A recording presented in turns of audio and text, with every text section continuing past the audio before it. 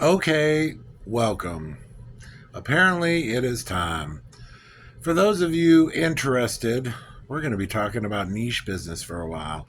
This will be the first of many, I hope, videos, a series, if you will, on what happens and what to do if you have a niche business or if you're fortunate enough to find the niche in the business that you happen to be in.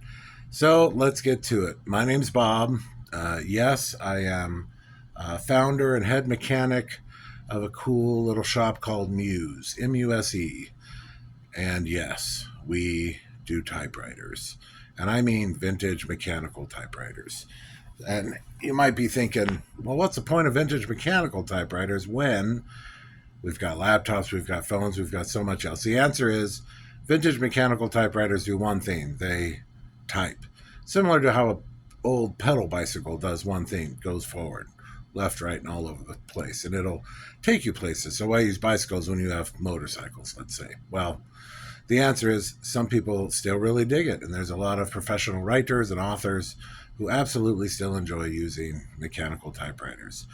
So let's start at the beginning. About a handful of years ago, I got into using typewriters. I was writing a book, and my father recommended it, and it turned out to be the last thing he said before he died on me. And it took me a little while to think, what was it he said? Use a mechanical typewriter. So I got one, and it had issue, and there was nobody around to support old mechanical typewriters. Because we've learned that in business, the best way to have small business, let's say a small typewriter repair shop, which would be no different than maybe a sewing machine repair shop or a bicycle repair shop, right? The answer is you're going to have support from large corporate companies, the manufacturers. They're going to have parts for you. They're going to have all sorts of good things. And there's nothing like that in mechanical typewriters anymore. So I saw the niche of, well, maybe there's business here. And a bit more about myself. I've owned a few small businesses, and I'm a mechanic by trade. I love to wrench. I love to fix things. I love to get things going again, whether it be wood or metal or rubber or whatever. I've been blessed to have great relationship with all of these wonderful things. So I put it together and I was like, well, nobody's doing typewriters, and I'm a mechanic and I know how to wrench on things. So I'm going to learn how to wrench on typewriters. So I did. And it took me a year or two before I was really comfortable and could see all the different aspects of different machines. Naturally, I bought a lot of machines, etc. And I thought there's a niche here, right? And it's not typewriters per se, it's typewriter services. It's repairing typewriters. It's typewriter mechanical services. That'd be the way to say it. So that's the niche of Muse, my business, Muse. So for the last handful of years, I've been slowly but surely building this, what's turned into a pretty nice, reliable business where I provide great services to the typewriter community and people with lots of typewriters here in the middle of Southern California. Specifically, I'm in the city of Riverside, which is a pretty big city for cities across the U.S. as they go. And we're right in the middle of what we call the Inland Empire, which equals, I think, 4.2 million people, maybe 3.8 million people, somewhere around there. A lot of people within a 22-mile radius of me. So I'm fortunate to have a lot of people. We have good weather. We're near the beach, but not next to the beach, so it's still somewhat affordable to live here for people. So Riverside is just where I was born and where I've invested throughout the years, being 40-something-year-olds these days. So let's talk about the near future and the niche business that is typewriters. So for any of you out there, the whole idea of this video series is you have a niche business. Doesn't matter what it is: bicycles, hoods, insert here. You know, there's so many different things. Could be in plastics. And at what point do you take the business from your personal home, or a personal home in my case, and move it out into the world? Well, the answer is soon. It depends on how the business goes, but for us, it's going to be soon. So I'm going to bring you along on the adventure. It looks like I've signed a lease to lease, a bit of an industrial property with a really nice business front. I think it's going to serve me well. It's only about 1,300 square feet, but it's going to be in addition to what I'm doing at my current property.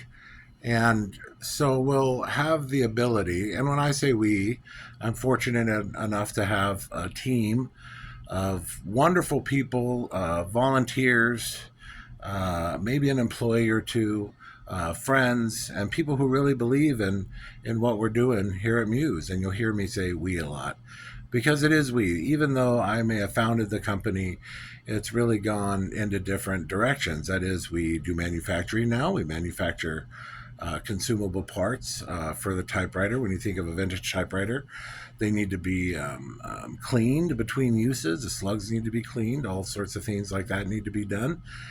There needs to be products for them, the mats that go under them, the covers that go on top of them. And we've been able to either procure and stuff or manufacture those things. And so some of that will remain at the old location. Some of it will come to the newer location. But the biggest advantage in the newer location will be writing center. We're going to have a typewriting center, if you will, where people can absolutely come and use their typewriters or more efficiently use our typewriters, if that makes sense. So there's some new business there that we're excited to tap into to give back to the community and see how it works. So again, if you have a niche business, you're more than welcome to follow along. This is going to be part of a video series, and it's going to go on. What does it take to move 1,000 square feet of shop? What does it take to move manufacturing and repair? And yeah, we have a rubber shop that we do all the rubber consumables on. I think we're the only people in the country these days, doing our own rubber. A lot of other people in our particular business, the rubber they ship back to a wonderful, wonderful company in New York. And from time to time, we ship it there as well. But for the most part, we're doing our own rubber. And now you're thinking, well, what part of typewriter is rubber again? The answer is what's called the platen. It's what you roll the paper into that gets struck with the imprint, and it makes the imprint of the letters. We call those the slugs that strike. I could go on, but my point is there's a lot of rubber in typewriters, and that's a great consumable. And if a typewriter has a lot, unfortunately these days have been sitting 20, 30, 40 years, they need new rubber. No different than if a car was sitting 20, 30, 40 years, it'd need new tires, and then it'd need new gaskets, and then it'd need new rubber hoses, on and on, right? So typewriters aren't any different. We've been fortunate enough to being here in Southern California. We have a great customer base. Sometimes our customer base is nostalgia. This was my grandmother's typewriter, and now my grandchild wants to type on it. Can you get it going again? Of course we can. Absolutely. We've got all the tricks. We know how to polish all the bells and whistles, but more importantly, we're all writers. We write, we type, and so we recraft the machine back into absolute usable condition. That is, it's going to work as well as the day it was born, and that's the real value in our service, right? We are completely reconditioning the typewriters to work as if the day they were born, and we can do that because we've broken the code, because we figured it out, because we're writers and we want fine writing machines to write on. Who doesn't? So currently, it's an afternoon. I happen to be on my lunch break during my day job. Yes, I still keep a day job. The medical is very good. It's a real nice government job.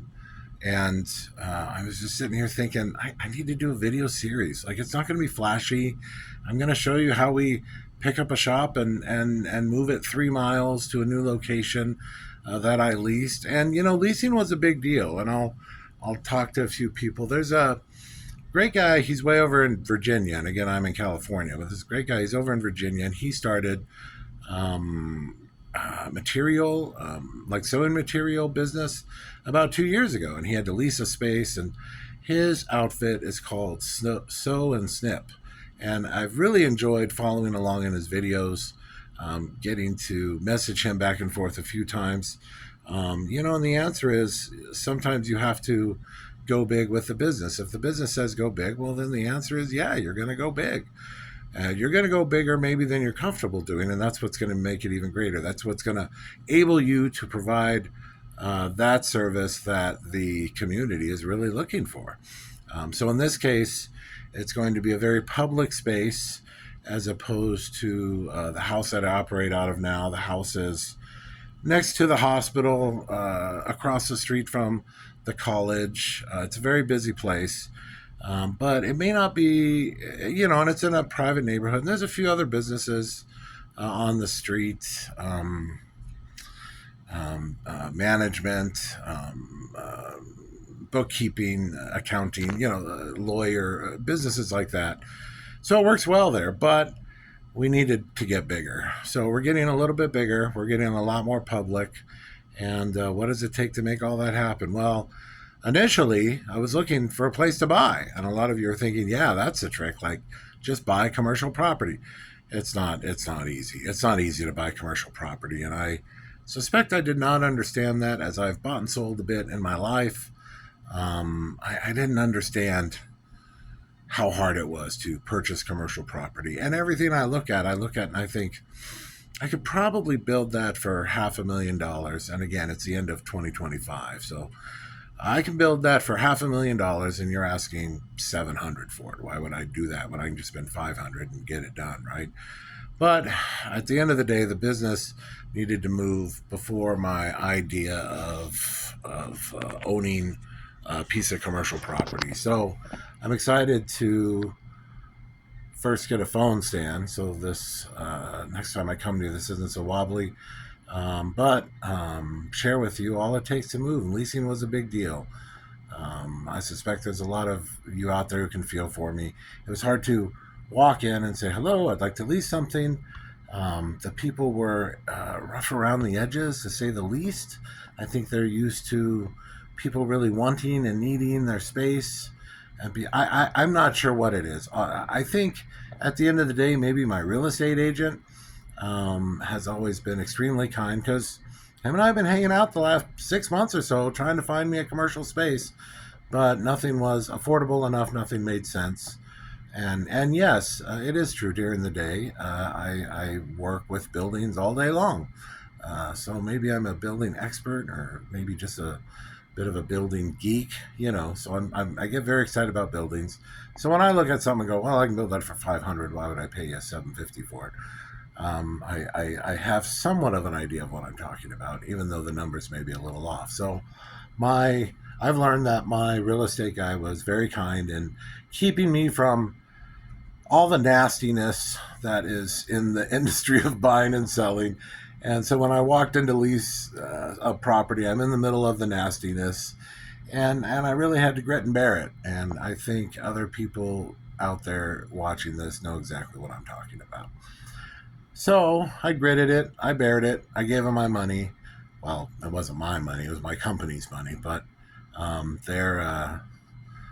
that's all set. And hopefully I never have to deal with those people again, at least not until many years from now, when we have to redo the lease. So we're going to lease something for a while, try that out, and do our very best to eventually buy something and get into something that will suit us. But for now, this new space we got suits us really well. So that's why I didn't mind the humbling experience of leasing something.